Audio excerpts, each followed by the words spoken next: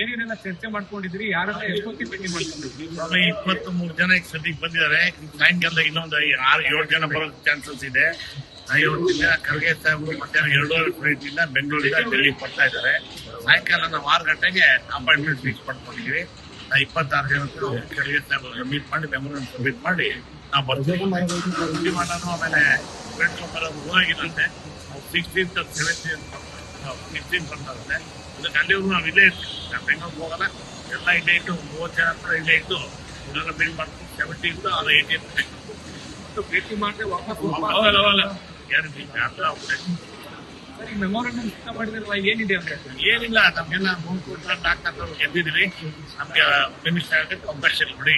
ನೀವೇ ಹೇಳಿದ್ರಿ 2 ವರ್ಷ ಆದ್ಮೇಲೆ ಎಲ್ಲರಿಗೂ ಕೊಡ್ತೀವಿ ಚಾನ್ಸ್ ಅಂತ ಹೇಳಿ ಕೂಡ ನೀವು ತಂದು ಕೊಟ್ಟಿರೋ ಕತೆ ನಡೆದಿದೆ ಅಂತ ಹೇಳೋದು.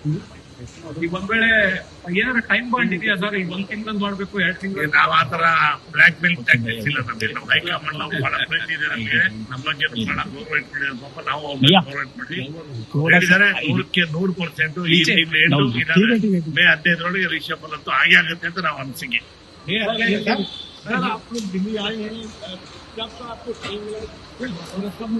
AICC प्रेसिडेंट खड़गे साहब को 6 o'clock को आज शाम को 6 o'clock को अपॉइंटमेंट देते हुए उधर 26 MLA सब आ तो है और 4-5 आदमी आ रहे यूनिट आ रहे उधर डिसाइड हो जाता. तभी जाको खड़गे साहब का मेमोरेंडम देखो ऋषभ में चांस देना शुरू कर रहे थे.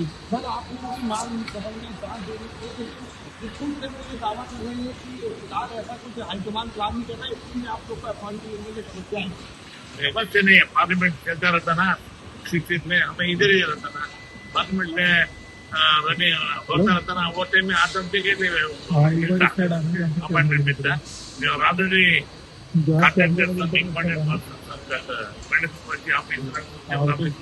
कांटेक्ट करते हैं.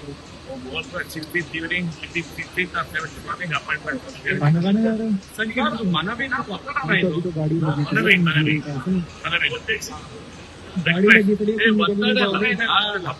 ನಾವು ಬಂದಿರೋದೇ ಒತ್ತಡ ಹಾಕಲ್ಲ, ಮನವಿ